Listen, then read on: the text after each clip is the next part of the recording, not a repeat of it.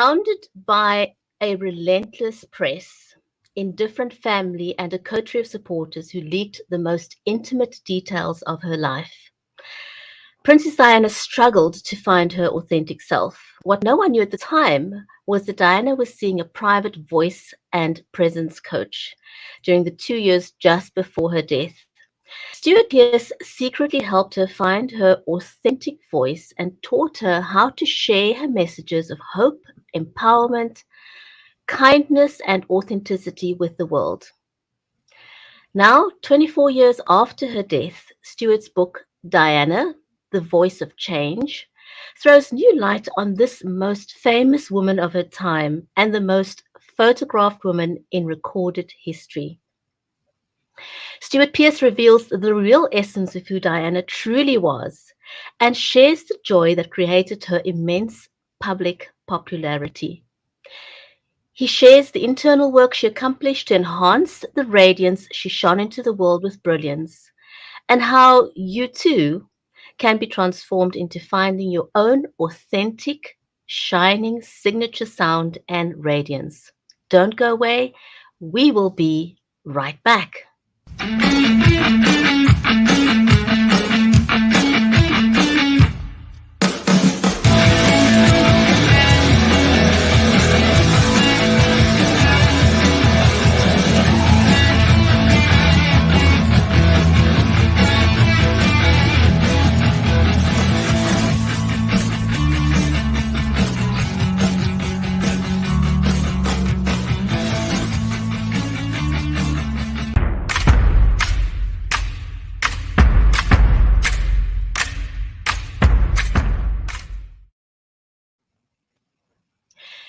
If you have just joined us, welcome to the Writers' Corner live show.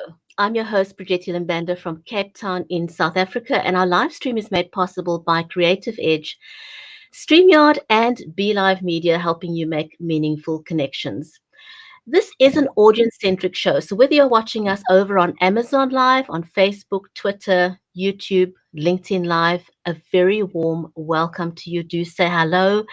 If you're brand new to the show, let us know and we'll give you a shout out. Our amazing guest today is Stewart Pearce, and we're going to be talking about his book, Diana, The Voice of Change. But before we invite our amazing guest for today, I want to first welcome my friend and co-host, Mary Elizabeth Jackson. She's a special needs and disabilities advocate and also an award-winning author. Her work focuses on empowerment and resilience. She's in Nashville in the USA. I'm in Cape Town in South Africa. So it'd be great, wherever you're joining us from, a huge, big welcome to the show. And with that, Mary, welcome to the show. Hi, I am so excited to be here. And yes, we are definitely global today. We're on different continents and different time zones and all that fun stuff.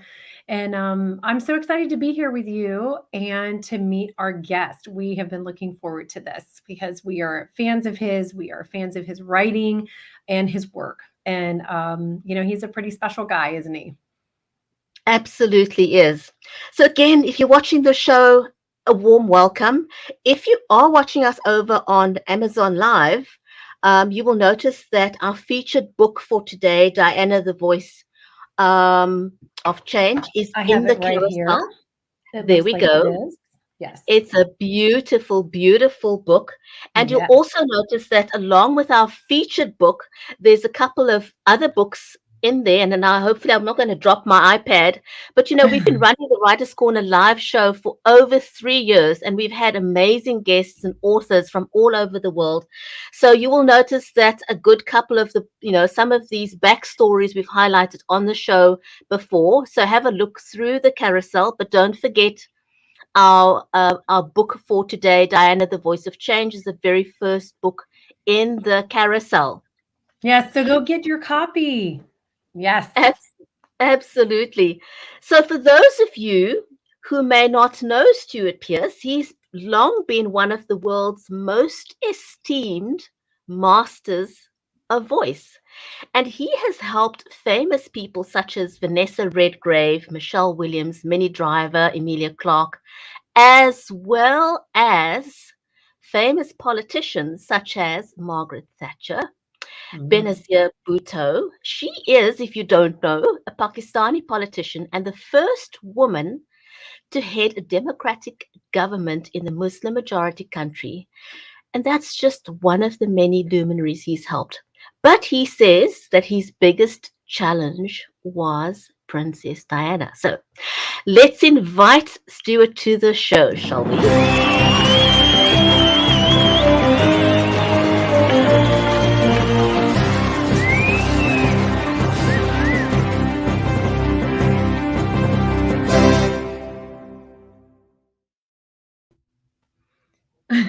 Do you feel special? That was absolutely wonderful. Thank you so much. Ladies, I am so impressed by the entire mise en scène. It was absolutely so exciting to watch with all the wonderful music coming in and providing interlude. Thank you so much for inviting me. This is such fun. Oh, we're so glad you're here. We are so glad you're here. And I know we have lots of questions and we could talk to you for hours.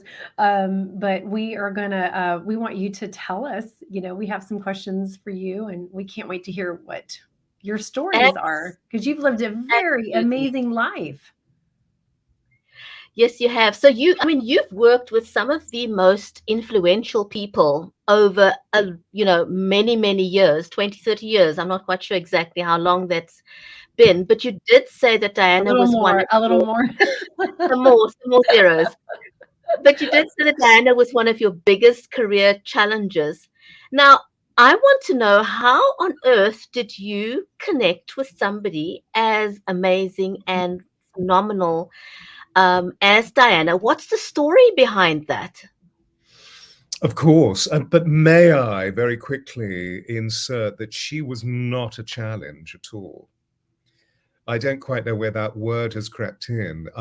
I would like to say that the work that I did with Diana was actually one of the most extraordinary opportunities in my entire career and indeed in my entire life, because Diana was something else. Diana was the most extraordinary evocation of love, of compassion, of empathy, and of course during the latter stages of her life, not that we knew it was the latter stage of her life, the most elegant, the most gracious, and the most immediately authentic individual that I've ever worked with.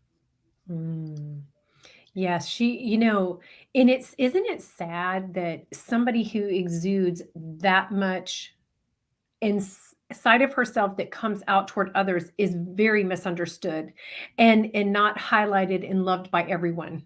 We've watched the documentaries and we've watched her story and her life and know that, there were those in her life that did not appreciate all that she embodied, for sure.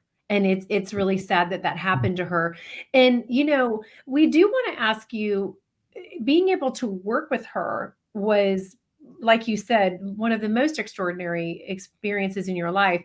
And did you want to shout it from the rooftop and, tell people about it? But, what we know is that you didn't cash in on where other people did. You waited a really long time for that. And what, can you tell us a little bit about that? And really what I'm doing is broadcasting information. I'm not cashing in at all.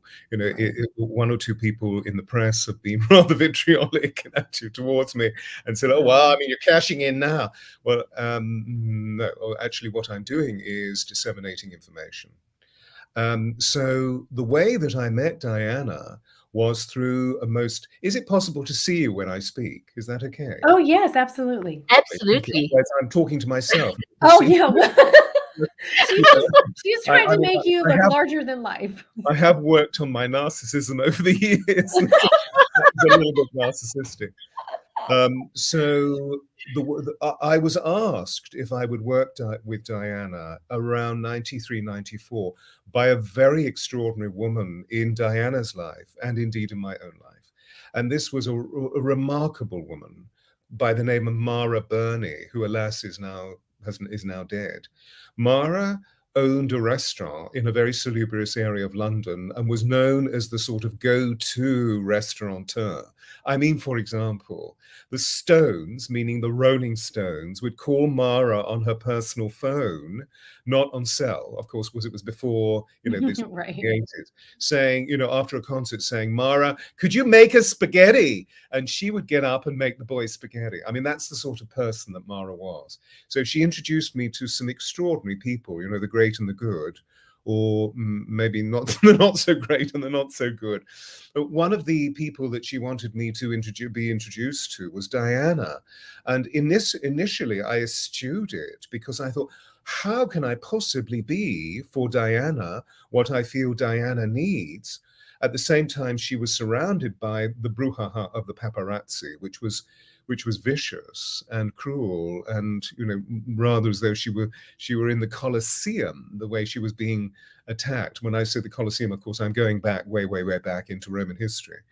And then Mara came to me again and said, no, there's somebody I really want you to meet. So I said, now, who is this? And she said, well, why don't you come for lunch? Knowing full well, being a tourist boy, that I love food, and particularly her food. So I went to the restaurant for lunch. And when I entered the restaurant, I was full of a sense of anticipation, very excited, but completely intuitively. I didn't know who I was about to meet. And I remember saying to the head waiter, Pepe, where is Madame? And he said, oh, she's downstairs in the salon privé, in the private dining room. So I said, who's she with? You'll see when you get there. So I went down and knocked on the door and opened the door. And of course, there was Mara and there was Diana.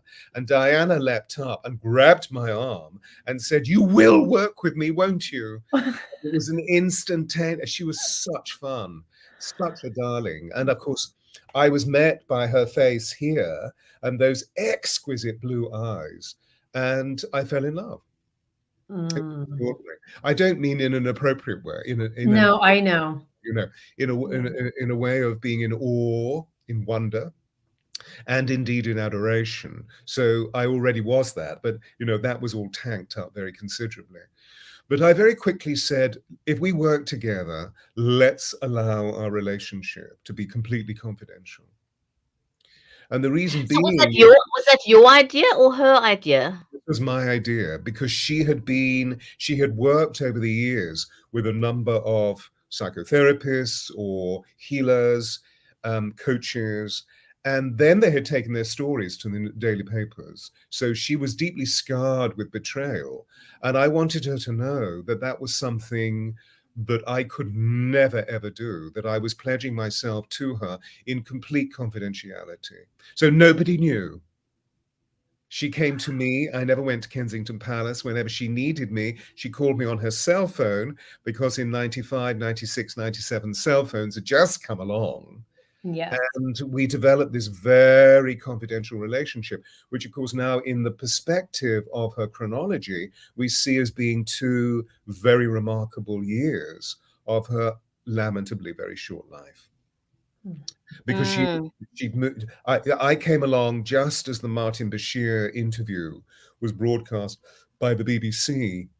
And she was immensely pleased with what she was saying, in her forthrightness, in her bravery, in her courage. There were 3 people in this marriage. That was quite an extraordinary thing to say, historically. But at the same time, she watched herself on screen and realized that she was appearing submissive and using this very sort of light, breathy voice. And she wanted to find something that was much more commanding, that was much more centered.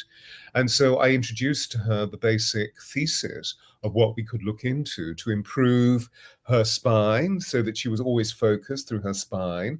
Her breath would become open as a result, and then her voice would simply sit in its center, or what I call being in her signature note. We each have a signature note, which is unique to us. No other human being has that note. That kind of leads right into what I wanted to ask you next. We talk, or these days, because everyone is doing live video, or people are more, on social media. I don't know about being social, but they're on social media. And everyone talks about, being your authentic self. But what exactly does that mean? So you helped Diana find her authentic voice. Can you talk a little bit more about what it means to have an authentic voice, and what that could mean for other women that are trying to find their voice. Mm. Well, I believe that an authentic voice is the voice of the heart. Rumi Very true. says, when words arise from the heart, they enter the heart. When words arise from the tongue alone, they don't pass beyond the ears. I feel that we're at a very remarkable time for we people, and particularly for the women of the world. You know, just to use another metaphor, there's a wonderful Japanese proverb that says, when the women's voices are aroused, the mountains move. I believe that the women's voices are arousing at this time, are being aroused, are being elicited. And so an authentic voice is really the voice of the heart. That is so beautifully said. It should be that should be on a billboard somewhere, or that should be a hashtag that people start using because it is so true. And we watch the way people. The more that we're on social media and doing things like this, it becomes more obvious the way people carry themselves and how they hold themselves. And Brigetti and I are always we're very aware of this, and we're aware in interviews and things that, as well as you are, how you come across to people, and we are trying to teach that as well to others. I've always been fascinated with Diana and the way she carried herself. I've watched everything there is on her, read everything. I've always been a fan of hers. I was born, we have birthdays near each other, but just her passion and what she stood for. And she had this compassion that is just unlike most people in the world. But the way she carried herself, I always found, that shy thing that she did, she turned her head and her eyes and everything. And you've already kind of talked to us about posture. What advice did you give her to get to where she was after working with you? And how can other women do the same thing? You're a prophetess, because actually this front cover is actually going to be on a billboard in Times Square next week. Oh, yay. Wonderful. The beginning of a process that I'm calling the Diana Heart Path. So this book leads to another book, leads to another book. And next year, please come along, dear ladies, if you can. I'm going to be organizing a conference in New York City for the women of the world and the men of the world to come along and to embark on the journey of what the Diana Heart Path will be all about.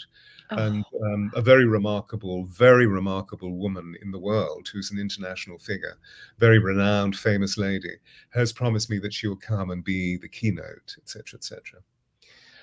So, there is all of that happening, but at the same time, there's something very remarkable taking place within the authenticity of the way that we move. Now, Diana obviously was an archetypal cipher. What's that?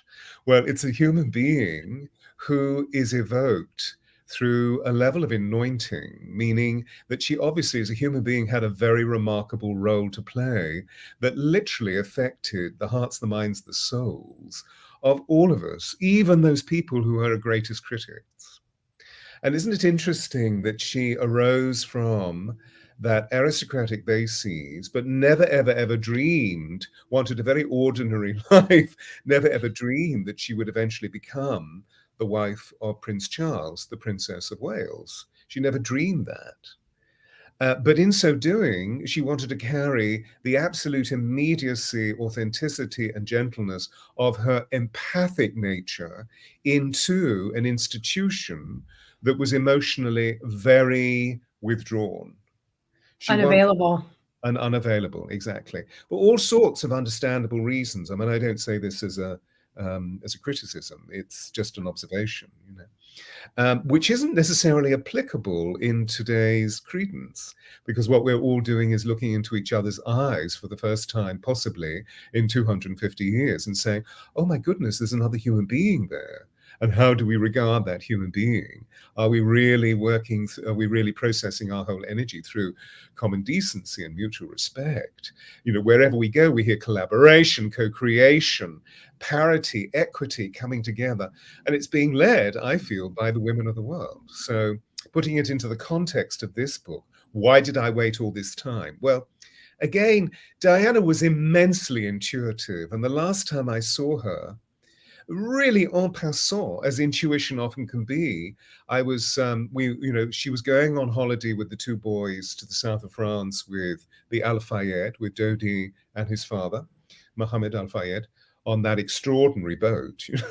And the kids were really looking forward to it because they're very sportive, Diana was a water baby. I mean, she had to be in water at least once a day. She swam every single day when she could. And as she was leaving my studio, she hugged me with a sort of an eagerness that fringed on another quality of force, which was indefinable at that point. But a thudding energy moved through me. Now I know this was the last time I was going to see her. But in her blitheness, in her joy, she said to me, wouldn't it be wonderful if we wrote a book of all these things that we've been through for the women of the world? But let's not do it until the boys are married. I mean, it was really en passant. And so I always remembered that. And the book came about 24 years, has been printed, published 24 years after her demise, purely and simply because so many women, particularly my Hollywood actresses, who have just been through the last 4 or 5 years of #MeToo, approached me 4 or 5 years ago and said, should I talk about the way that I was maltreated by this man who was either a very famous casting director or somebody of the ilk of Harvey Weinstein, etc. And I said, you must step forward. So I became very involved in 4 or 5 major artists in the United States of America, encouraging them to step forward. And there was one very big public expose that I received when the New York Times interviewed me in support of 2 of these extraordinary ladies. And that's when it suddenly dawned to me, oh my gosh, I have the book in my being and in my journals that Diana gave me, that we worked on together. So that's how it all started happening.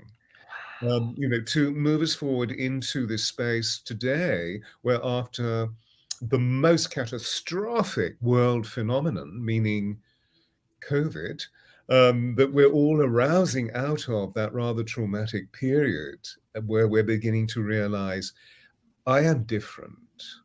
I am very, very different. And I'm no longer seeing my life in the way that I once saw my life. I need to change this. I need to become truer. I need to become more raw. I need to become more joyous. I need to become more authentic. I need to have more integrity. But I don't like what's going on in the world, and I really want to do something about it. I then say, be the change you want to see. I love that. And, now the whole title of the book kind of makes sense to me. I want to ask if you would mind reading us a famous, a section out of the book that you really, really like. And then I'd also like you to talk about the cover of the book. How did you come up with that? How did you decide on the colors? How did you work with the artist who did that? I'd love to know a little bit more about that. So pretty. Beautiful. Yes. Well, it was really before we sent the book into positioning it as an offer with some of the world's leading publishers, which, by the way, they all turned it down initially. Did they? They all turned it down. So actually, after a really difficult situation with one of the world's leading publishers who had seduced us, I say my agent and I, my literary agent and I, and then dropped the offer. I was so, what? This is crazy. Yes. I could publish this myself. So I published it myself at the beginning of last year. Okay. Which is extraordinary. Just before we moved into COVID, it was not even a nightmare at that point. I published it and it immediately became a #1 bestseller on Amazon. And then a major publisher stepped in, a major British publisher stepped in, who publishes a lot of self-empowerment books. And this is Filament Press or Filament Publishing. Absolutely stunning. So that's how it started. Now, of course, my discussions were, and this was very self-led by me and, as it were, me talking with Diana. I didn't want to use a photograph. We've seen all the photographs, and also the photographs are part of that squabbling arena of the paps, rather like predatorial birds coming in and pecking checking all the time. And I also knew that it was going to be unbelievably expensive to acquire the copyright of a photograph, because it would have to be a stunning photograph, because of Diana's beauty and the way that everything that I do is beautiful. I mean, I sign my work with the autograph of beauty. I feel it's an emanation of the divine, and so I put out amongst a group of people, some clients of mine as well as colleagues of mine, saying, could we find an artist? And I hitherto discovered 3 artists that I took through a very specific brief about what I wanted. Was I didn't want anything sentimental. I wanted a portrait that was actually of Diana, so to speak, now, which is why her hair is short. The colors were her colors. And nobody could get it right, because I realized that everybody was responding to their vision of Diana from 25 years ago. And most of it was actually covered by trauma, because so many people are still in trauma about her passing. Interesting point, something that very interesting, which is really what the Diana Heart Path is all about. Because we know at that moment there was a startle reflex within the collective unconscious. And people are still held in that shock. Yes. And I believe it's time that you're right. I believe you're right. I still cry watching things about her. Like, I love The Crown, and watching that whole last season and everything about her made me cry even more for her. So, yes. I'm completely with you. Completely with you. I'm being strong in this moment. Whenever I talk about her, I always feel okay. We're going to be strong together for her. We'll be strong. Exactly. So to cut a long story short, I then found a really exquisite young female artist here in the United Kingdom, because I'm in London at the moment. And I emailed her and heard nothing from her. About 3 weeks later, an email came pouring through my inbox saying, oh, your email was in spam. I'm so sorry. Can we please have a conversation? And again, I felt a quickening within my being. I work very intuitively. And I emailed her, and that evening we had a conversation.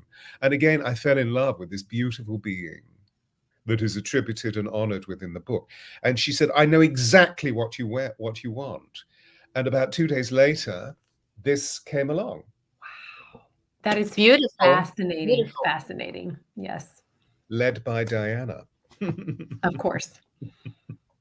So you'd like me to read something from... I'd love just your, one of a favorite passage out of the book. The light here is not that bright. Diana gave permission for the formal behavior that stultifies love to be reinvented, for emotional aloofness to be made transparent, for starch stuffiness to be given a human face, for feeling expression to be given its rightful place, and for dismissive criticism to be turned into discerning care. Indeed, viewing Diana's life through the lens of the last 24 years, we can see what a truly extraordinary story hers was, and how her memory lives on in people's hearts, bringing joy and tenderness to all our lives, even today.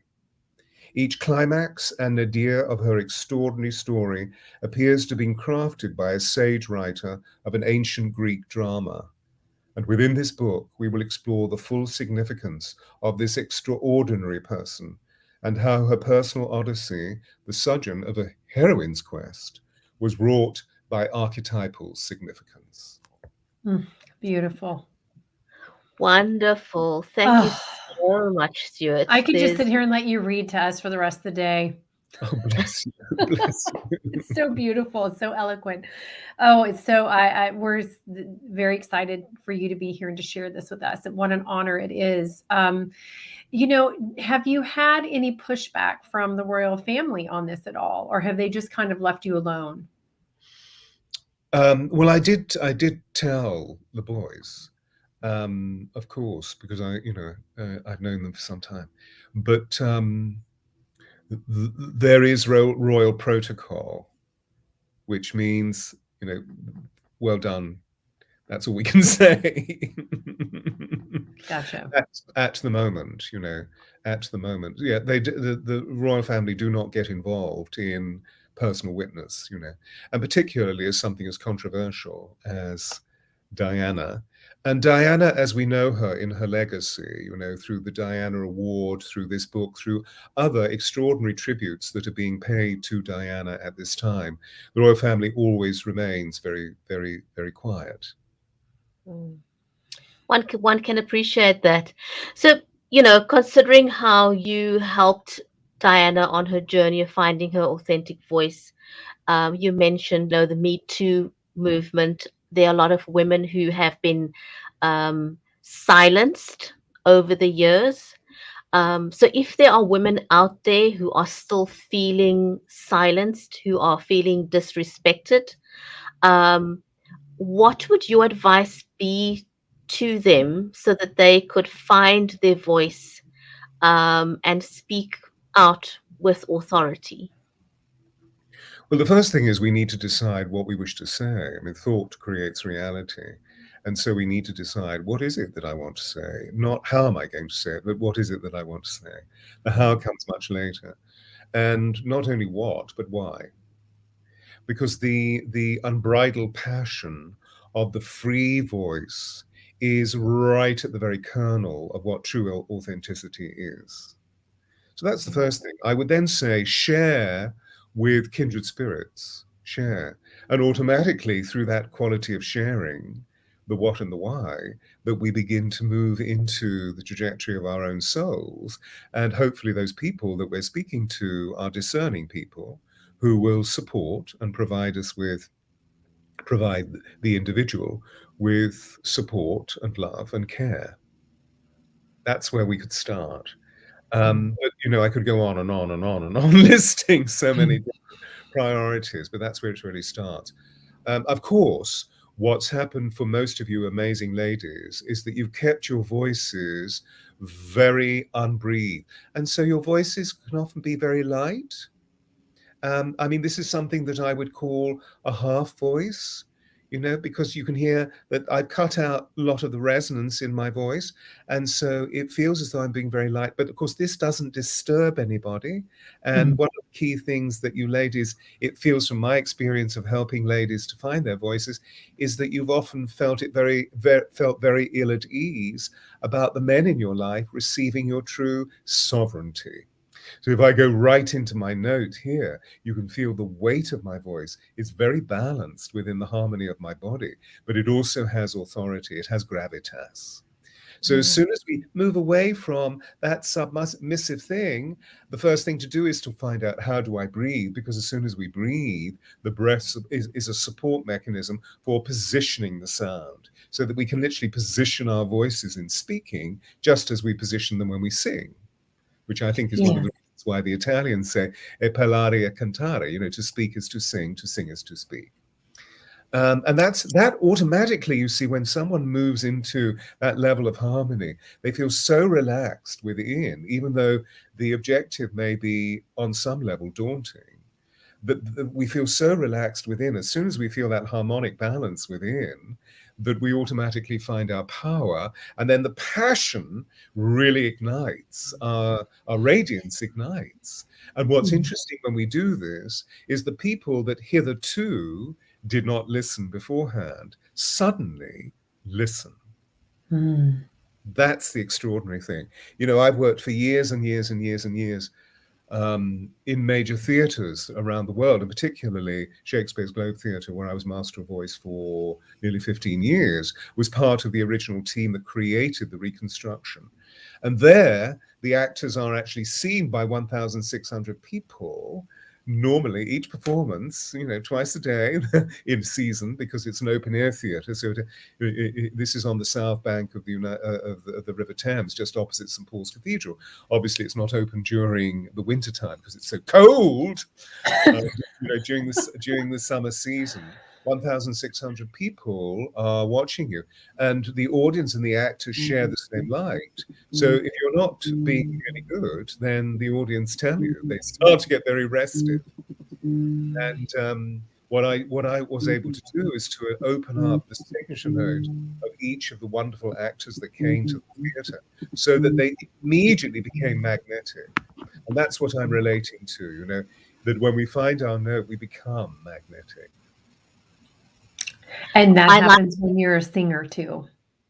Exactly. Yeah. Yes, Yeah. yes. I have learned so much about the vocal control, depth, and everything from my daughter, who's a music major, and watched her grow into this incredible singer.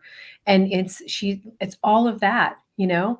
So it's very Yeah. profound. It's very, in some ways, it's small, but it's so powerful, isn't it? Well, yes, isn't it? You know, well, we're just beginning to remember. The ancient peoples believed in this, because we know that ancient peoples believe that sound is at the core of creation. So if sound is at the core of creation, that means we have a sound within us that is our own creative pathway.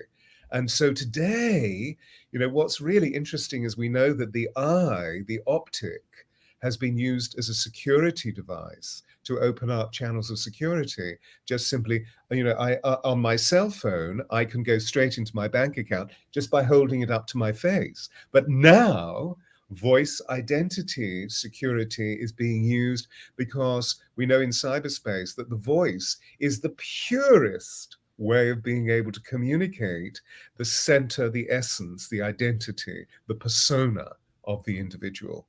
Even more powerful than other dimensions of our humanness, meaning our DNA and our fingerprint, which are obviously immensely powerful in terms of identifying our identity. So ancient peoples believed this. You know, in Rome, it was called persona, which we use in the word personality, because the word personality, we know, means the quality of someone's being, you know, their soul.